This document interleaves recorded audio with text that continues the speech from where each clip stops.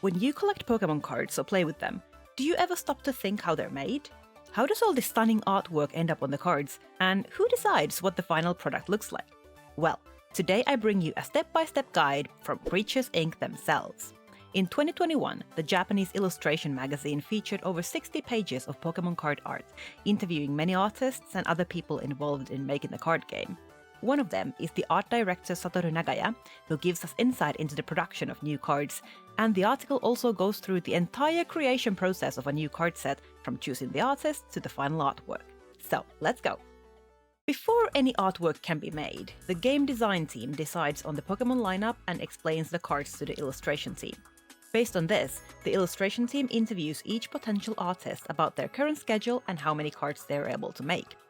Then they select artists who they feel suit each Pokémon the best, though to avoid any single style affecting the set too much, each artist gets a maximum of 5 cards.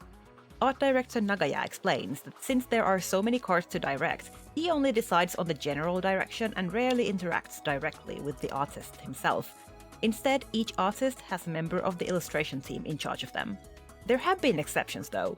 When Mitsuhiro Arita was in charge of the majority of Tag Team GX cards, he worked at the Creatures office for a year and communicated closely with Nagaya throughout the whole production. In this article, they're using Raboot from Sword and Shield as an example. Because it's the first time Raboot appears in the card game, they wanted a fairly standard illustration. The artist they asked for this particular card is Mizue, who is known for her vivid and clear style and has been illustrating Pokémon cards since the Call of Legends set released in 2011. When all the artists have been chosen, the actual orders are placed and each artist is informed of how many pieces and which Pokémon they will be responsible for. They will also receive reference materials and any other concepts or ideas creatures might already have for each card. After about 2 weeks of production, the artist submits their first sketches. How complete they are depends on the artist. Some are black and white, some might be colored. This time, the submission includes 3 black and white sketches. The sketches are checked by Creatures' in-house director. Since this is the first time the character appears in the card game, they chose option 1 that focuses the attention more on the Pokémon. They also have a couple of revision requests. They want to see Raboot's features more clearly, so they ask for an alternative version where the fingertips are visible. They also consider what the art will look like when placed in the final card design. In this version, Raboot's distinctive hair strands would get covered by the evolution box, so the character needs to be smaller. In case of full illustrations, they might also need to consider where the card text will be. At the time of ordering, the attacks of each Pokémon haven't been decided yet, so if the Pokémon's face is too far down, it might end up overlapping with the text.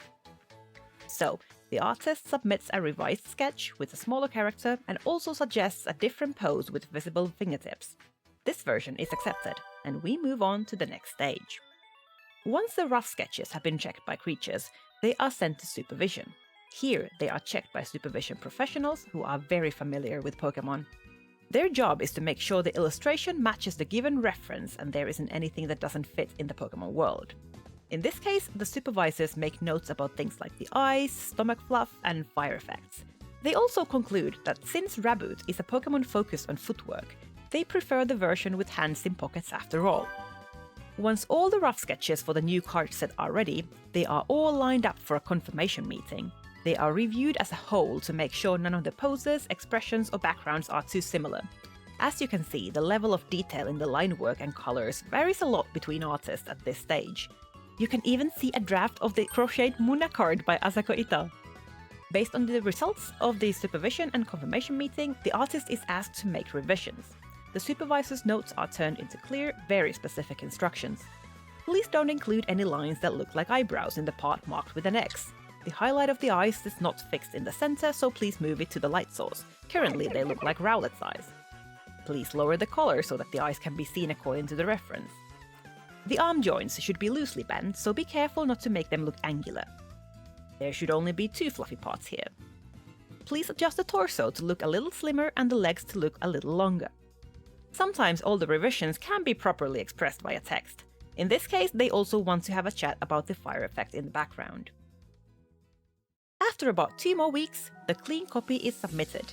As you can see, all the requested changes have now been implemented.